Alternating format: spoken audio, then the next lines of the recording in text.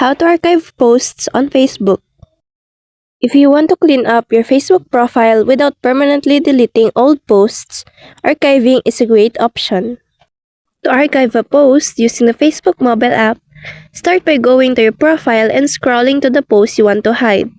Tap the three dots in the top right corner of the post. From the menu that appears, select Move to Archive.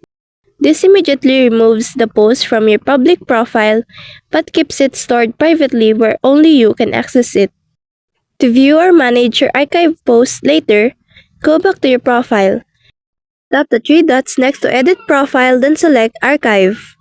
Here, you will see all your archive content and you can choose to restore it to your timeline or delete it permanently.